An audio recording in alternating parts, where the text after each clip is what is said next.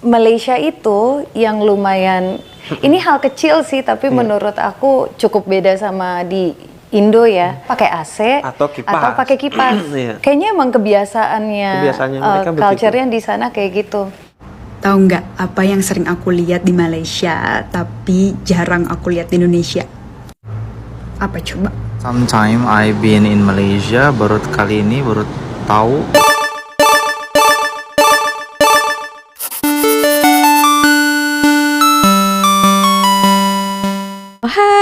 Halo, hai semuanya. Apa kabar teman-teman? Jumpa lagi bersama Sari di channel ini. Sari doakan dimanapun kalian berada tetap diberikan kesehatan, tetap semangat yang pastinya. Sari doakan juga dipermudahkan, dilancarkan segala urusannya ya.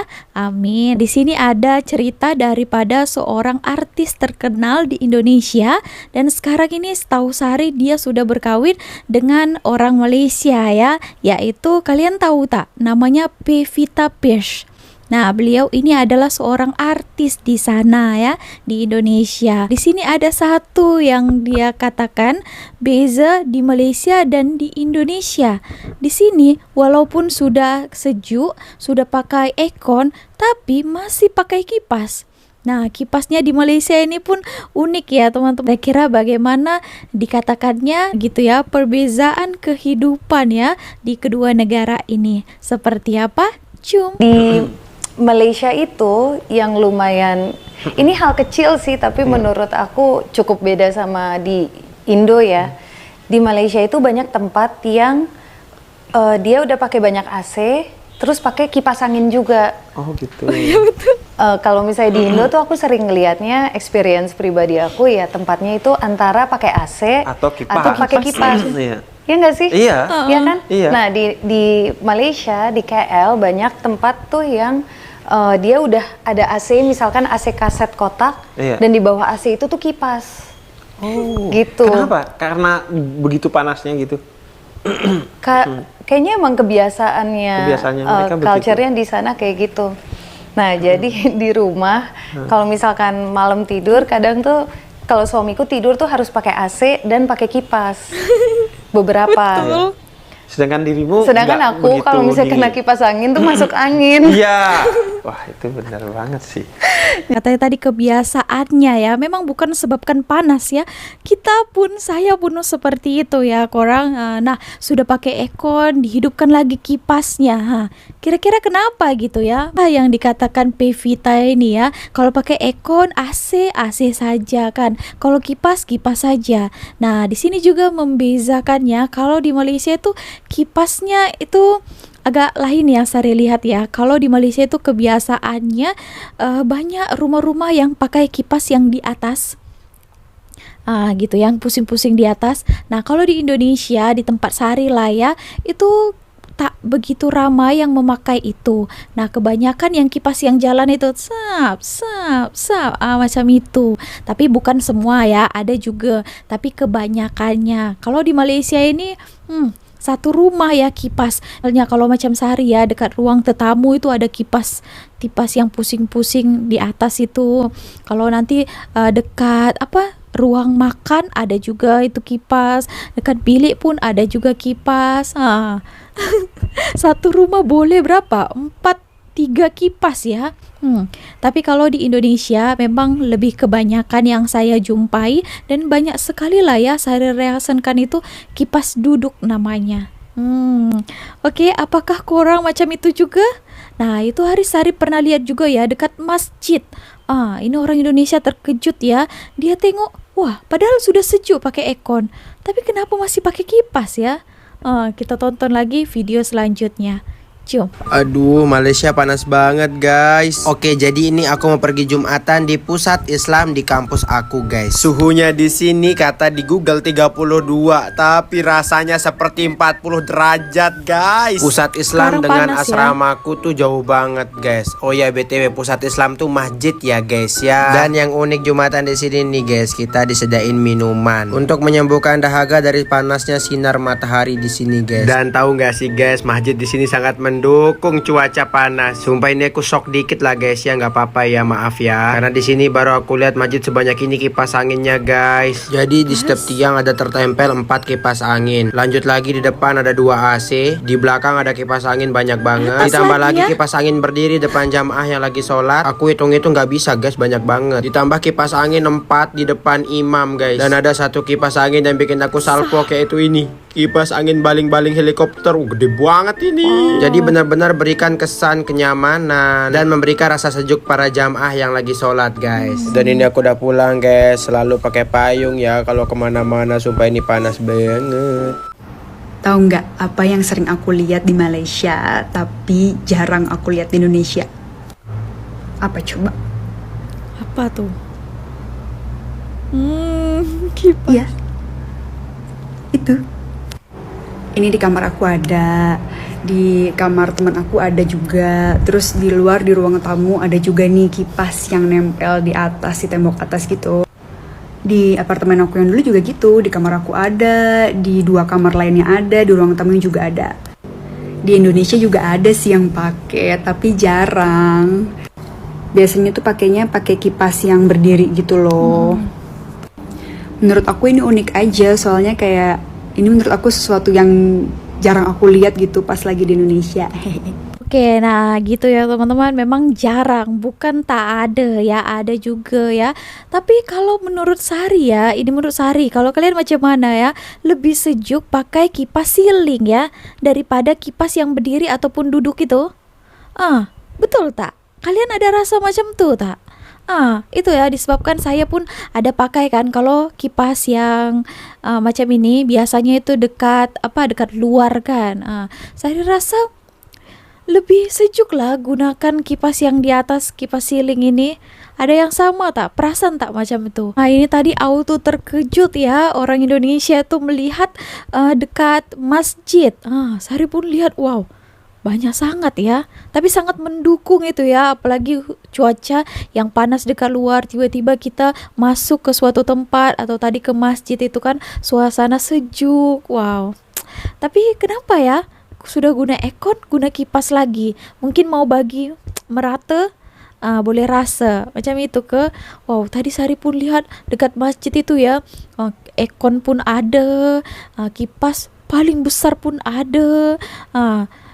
Kipas yang berdiri menurut Sari dia tak sejuk untuk menyeluruh ya. Betul Kak? Ada yang setuju Kak macam tuh? Kenapa aku sering bilang kalau kehidupan di Indonesia sama di Malaysia itu beda banget? Ya karena pertama di Indonesia itu berpenampilan aja semua dikomen dan dikritik oleh tetangga ya. Kamu berpenampilan terlalu seksi salah, terlalu terbuka salah, terlalu tertutup juga entar dikata culun. Ya, tetapi beda lah sama di Malaysia. Kalau di Malaysia kamu mau berpenampilan seperti apapun itu terserah kau ya. Kau cowok mau pakai baju cewek juga udah terserah kau ya. Kau cewek mau pakai baju cowok juga udah terserah kau. Kau mau lontang-lantung ke sana ke sini udah terserah kau. Pokoknya di Malaysia itu semuanya terserah kau ya. Seperti itulah. Well, quite some time I've been in Malaysia. Baru kali ini baru tahu ini adalah rumah susunnya orang Malaysia. Dia orang sebut apartment atau PPR, katanya perumahan rakyat gitulah. Kalau di Indonesia ini namanya rusun, rumah susun. Rusun? Kalau di sini bilang apartemen. Jadi gini, Indonesia kita bilang yang bagus, yang mewah gitu, bilangnya kita apartemen. Kalau di Malaysia bilangnya kondominium, kondo. Kalau Indo kita bilang apartemen. Nah, kalau orang Malaysia bilang tempat kayak gini apartemen, kalau kita bilangnya rusun, rumah susun. So apartemen di Indo itu kastanya kondo, apartemen di Malaysia rusun gitu. So it's just another difference word aja. Yang pertama ya, tadi dikatakannya kalau di Indonesia itu tetangga-tetangga ataupun jiran itu sangat sibuk mengenai hal orang lain. Kita pakai baju apapun mereka akan menggosip, akan bagi tahu lah cucut gitu ya. Tapi kalau di Malaysia katanya itu tidak sibuk untuk ngurusi kehidupan orang lain gitu ya. Jadi diri sendiri saja. Kamu pakai baju apa terserah kamu. Kamu pakai bag apa terserah kamu. Macam itulah ya inti yang dicakapkan abang ini tadi. Nah, mostly memang yang Sari lihat lah dekat pengalaman saya sendiri ya. Mungkin lain juga keadaannya bila di kampung ya, karena Sari pun tinggalnya dekat bandar ya. Jadi Sari ceritakan pengalaman saya lah ya. Mungkin abang itu pun sama juga kan. Kalau di sini kita pakai baju apapun mereka ya diam saja, just tengok macam itu kan. Jadi kalau di Indonesia ya pun ada betulnya juga kan. Sari pun tinggal di kota Medan, di bandar juga. Tapi kita sesama jiran itu kenal ya. Bagi tahu saja nama lengkap saya ya. Daripada hujung sana ke hujung sana itu mereka kenal saya. Dan apatah lagi kalau kita berbuat sesuatu kan. Misalnya kita pakai baju yang wow sikit, sudah dicakap-cakapi oleh jiran-jiran kita di sana. Tapi kalau di Malaysia dekat bandar ini ya, Sari pun dengan jiran saya pun macam 3 rumah ke ataupun 5 rumah ke sebelah itu sudah kurang kenal ya. Tapi kalau sebelah-sebelah ya mestilah kenal kan. Tak tahulah, mungkin ada juga keadaan berbeza ketika di kampung. Mungkin lah ya. Oke, nah untuk video yang kedua tadi dikatakannya ini adalah rumah apartemen. Nah itu kalau di Indonesia rumah susun. Tapi kan kalau di Malaysia itu ada 3 ya. Pertama itu kasta yang paling tinggi adalah kondo ya. Selain lah double store, rumah-rumah teras itu. Kita cakapkan tentang yang rumah yang macam ini. Di atas itu ada kondominium, ada juga apartemen, ada juga flat. Flat ya teman-teman. So flat atau apartemen ya. Oke, nah setahu Sari ya, kalau rumah susun di Indonesia itu macam setara bukan apartemen di sini, setara dengan flat, rumah flat ya. Nah gitu. Tapi kalau kondominium di Malaysia ya, kalau di Indonesia memang dipanggil apartemen atau apartemen. Oke teman-teman, so jom kita lanjut lagi ke video yang lainnya. Assalamualaikum warahmatullahi wabarakatuh. Balik lagi bersama aku Rian Bekti. Jadi semenjak aku mulai belajar di Malaysia, ini adalah hari ke-10 aku tinggal di Malaysia. Dan ada beberapa hal dan pendapatku mengenai Malaysia selama aku 10 hari ini yang menurutku itu berbeda atau baru ku jumpai ketika aku di Malaysia nih. Sebelum aku melanjutkan videonya, bagi teman-teman yang belum subscribe, silahkan subscribe, like, komen, dan kira-kira apa aja sih tempat-tempat yang bisa teman-teman rekomendasikan untuk aku datangin di Malaysia ini. So, berikut adalah hal-hal yang baru aku jumpai ketika aku di Malaysia. Let's go! Yang pertama, selama aku tinggal di dekat UKM, tuh fasilitas umumnya itu terjangkau oleh aku. Jadi meskipun aku di sini tidak punya kendaraan sendiri, tidak punya kereta ataupun motor, aku masih bisa bepergian ke mana aja untuk belanja, untuk ke Kuala Lumpur itu dengan transportasi umum. Ya meskipun aku harus berjalan kaki, tapi kan nggak jauh ya, nggak terlalu jauh lah, nggak terlalu jauh karena masih bisa ditempuh dengan berjalan kaki, itu masih oke. Jadi fasilitas umumnya itu bagus dan lengkap gitu, sehingga aku nggak perlu lah setiap waktu itu untuk order Grab. Dengan bus saya sudah bisa, ataupun dengan KTM pun masih bisa untuk berjalan-jalan atau bepergian di Malaysia. Sedangkan ketika aku di tempatku di Indonesia itu aku hampir jarang banget menggunakan fasilitas umum atau transportasi umum. Lebih seringnya menggunakan Grab, atau kalau di Indonesia itu ada Gojek untuk bepergian. Karena untuk jalan ke bus stop itu cukup jauh ya dari rumahku begitu. Tapi kurang tahu juga lah ya. Apa karena mungkin memang kebetulan posisi tempat aku duduk atau tinggal ini tidak terlalu jauh aksesnya dengan bus stop dan transportasi lainnya. Tapi ya aku bersyukurnya itu. Jadi sekarang aku kemana-mana itu menggunakan transportasi umum dan harganya menurutku cukup murah. dan worth it lah untuk kita memakainya. Apalagi untuk mahasiswa seperti saya, jadi bisa berhemat. Yang kedua, nah ini soal kuliner nih. Makanan ya. Di sini kulinernya banyak jenisnya, kemudian ayamnya. Yang buat aku shock ini kenapa ayam-ayam di Malaysia ini besar-besar ya, meskipun dulu Bang Adi itu sudah pernah bilang ya, cuman kan Ya, gini ya. apa ya, Potongannya maksudnya besar. masih shock lah, masih karena kan lama di Indonesia jadi jumpanya itu ayamnya kecil-kecil gitu loh. Ketika nyampe sampai sini itu ayamnya besar-besar gitu. Dan Potongannya besar-besar. beberapa kali aku makan dan porsinya itu cukup banyak lah. Jadi sangat worth it dengan harga segitu untuk dibeli dan sangat mengenyangkan. Gila, ayamnya enak banget sih. Apalagi pas aku review nasi kandar kemarin itu aku suka banget dengan ayamnya. Dan aku sempat makan sate kajang, sate di Kajang itu pun tusukan ayamnya itu besar-besar juga. Jadi ya memang best lah ayam di sini nih.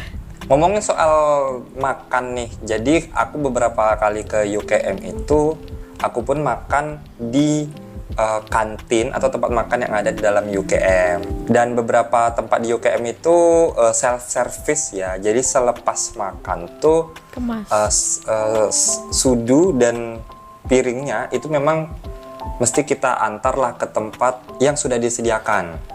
Itu salah satu kebiasaan yang menurutku bagus banget untuk dilakukan gitu. Di sisi lain kita pun membantu para pekerja di tempat makan lah ya itu pekerjaan agar orang. lebih mudah kerjanya. Seperti itu. Dimana hal ini di tempat kuliahku dulu waktu Indonesia itu belum aku temuin. Ya, kebiasaan yang seperti itu belum aku temuin. Jadi ya, itu salah satu hal yang aku suka sih di UKM. Kalau universitas lain UKM aku belum tahu ya, karena aku belum pernah ke sana. Mudah-mudahan aku pengen juga sih kapan-kapan main ke universitas lain yang ada di Malaysia untuk mereview.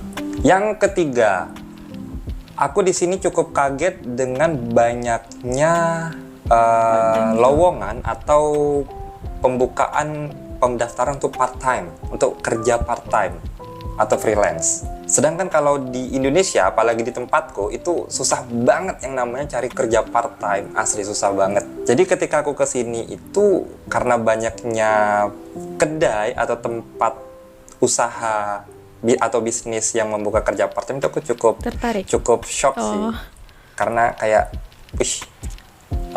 keren juga di sini ya gitu, karena banyak membutuhkan kerja part-time. Selanjutnya, nah ini sebenarnya kebiasaanku sih yang Kerja terjadi separuh kepadaku ketika aku mulai tinggal di Malaysia. Yaitu kebiasaan burukku adalah suka mengkonversi uang ketika membeli sesuatu. Ada. Apapun itu. Misalnya aku pengen beli Baru-baru gitulah ya. nasi kandar, ya kan? Itu kan kemarin aku beli di harga Rp10. Nah itu selalu di pikiranku itu Rp10 itu berapa rupiah ya? Berapa rupiah ya? Karena kan memang konversi Malaysia ini kan, mata uang Malaysia ini kan lebih tinggi daripada di Indonesia. Jadinya kadang aku ngerasa sesuatu itu kemahalan. Padahal bagi orang-orang yang udah lama di sini tuh atau orang Malaysia tuh mungkin harga segitu murah lah dan worth it gitu. Tapi bagi aku yang baru tinggal di sini, karena kebiasaanku untuk mengkonversi uang itu jadinya lebih mahal, kesannya mahal gitu. Nah itu kebiasaan burukku sih sebenarnya. Mungkin beberapa temen yang baru jadi student sini bakal ngerasain hal sama sih. Jadi membeli apapun itu pasti memikirkan berapa rupiah ya begitu. Tapi ya itu oke lah, masih oke. Nah selanjutnya, hal yang aku suka ketika aku tinggal sini, segala birokrasinya atau pengurusan pendaftaran di UKM itu menurutku itu mudah untuk dilakukan dan mudah untuk diikuti. Jadi dari awal aku di Indonesia itu kan aku sudah mulai mengurus visa dan segala macamnya, mengurus pendaftaran, mengurus ya berkas dokumen dan sebagainya lah. Jadi mereka ini sudah di websitenya itu sudah mencantumkan hal-hal apa saja, berkas apa saja yang dibutuhkan. Dan tanpa miss sedikit pun, tidak ada yang berbeda. Jadi ketika aku sudah memprepare di Indonesia, ketika aku bawa ke sini itu sudah lengkap, sudah lengkap dan sudah sesuai dengan apa yang diminta. Dan aku punya cerita menarik yang menurutku ini hal simple tapi sangat membekas di hatiku. Jadi kemarin waktu awal-awal aku sampai ke UKM, itu kan aku diharuskan untuk medical check up, ya kan, tes kesehatan di tempat kesehatan, di pusat kesehatan UKM. Nah, aku berikan tuh berkas-berkas yang memang diminta oleh pihak mereka. Nah, selesai medical check up, aku diarahkan untuk ke tempat pengurusan pendaftaran. Dan aku dipesankan oleh kakak yang ada di medical check up itu, kamu berikan saja ini kepada orang yang di sana, nanti mereka paham. Nah, begitu tuh yang dipesenin. Menujulah aku ke tempat pendaftaran. Itu ya aku menggunakan bus ya, karena memang jaraknya cukup jauh untuk ditempuh dengan berjalan kaki. Nah, ketika sampai di sana dan mereka mengatakan apa yang mereka butuhkan, misalnya paspornya mana, offer letternya mana, kan begitu. Dan sampai di titik mereka meminta laporan hasil medical check up. Yang mana yang mereka minta itu adalah kopinya, file kopi atau hasil fotokopiannya. Di situ awalnya aku stres tuh karena dan bingung. Waduh, tadi aku di tempat medical check up nggak dibilangin nih, nggak disampaikan kalau aku harus memfotokopi berkas ini. Karena yang aslinya, yang originalnya itu harus aku simpan secara pribadi. Di situ aku sebenarnya sudah mulai lemas ya dan malas gitu. Aduh, harus cari fotokopi lagi, harus keluar lagi gitu. Dan ternyata sampai kakak yang di tempat pendaftaran itu bilang, nah itu tuh yang harusnya dikasih. Tanpa aku ketahui, ternyata kakak yang dari pusat kesehatan itu sudah memberikan file fotokopi dari berkas medical reportku itu. Jadi aku tuh sebenarnya tanpa aku sadari aku sudah pegang file hasil fotokopinya, hasil kopinya. Tapi dia tak tahu, jadi baru aku sadar nggak ya. perlu repot-repot lagi untuk pergi memfotokopi atau mengcopy file itu. Ya, waduh itu guys, itu sangat berkesan sih di hatiku karena simple tapi sangat membantu. Jadi ya seharusnya pengurusan itu memang seperti itu. Ya kan, karena kan mereka sudah lama ya dan sudah sering menerima student baru, harusnya setiap pihak itu sudah tahu apa yang dibutuhkan untuk step selanjutnya gitu. Sedangkan kebiasaanku kalau di Indonesia itu ya mesti aku tuh harus fotokopi sendiri. Dan itu taunya ketika aku sudah sampai di tempat pendaftaran, nanti baru dibilangnya, kamu mesti fotokopi ini, kamu mesti kopi ini, begitu baru disampaikan gitu. Jadi hal ini meskipun simple ya, tapi itu sangat berkesan sama aku. So, thank you. Ya, jadi itulah pengalamanku yang aku dapat dan berkesan, dan juga sebuah hal baru yang aku dapatkan ketika aku di Malaysia selama 10 hari ini. Mungkin ke depan aku bakal dapat hal-hal baru lagi dari Malaysia, dan kita tunggu saja pengalaman baru apa saja yang bisa aku dapatkan di Malaysia. So, jadi itu dulu video kali ini. Jangan lupa like, comment, and subscribe. Rian Bekti, bye-bye. Oke korang, nah jadi itulah tadi beberapa hal yang membuat abang ini terkejut ya, karena baru pertama kali jumpa hal-hal itu tadi di Malaysia ketika dia berkuliah di Indonesia, ataupun kehidupannya di Indonesia itu tak pernah lagi dia rasakan ya. Banyak lah ya beberapa poin yang sudah dikatakannya tadi. Nah, Sari pun ada banyak lah ya, mungkin kalian sudah tahu lah ya, kebanyakan yang Sari sudah bagi tahu lah. Nah, tadi juga ada yang dikatakannya tentang ayam besar, porsi makanannya besar. Rata-rata orang Indonesia yang datang ke sini, yang saya nonton video vlognya ketika mereka macam order kan nasi lemak ayam gitu, mereka terkejut ya, porsinya macam besar sangat gitu ya, nasinya tuh besar, ayamnya tuh semacam ini kan. Kalau di sana itu kecil je. Nah, itu hari pun pernah juga Sari dengan husband kan beli KFC di sana. Nah, dia bagi tahu lah sama saya ya, kenapa kecil sangat ayamnya, padahal kita beli yang besar tau. Tapi tetap juga tak sebanding dengan KFC ataupun ayam di Malaysia ini. So segitu aja video kali ini. See you on my next video. Bye.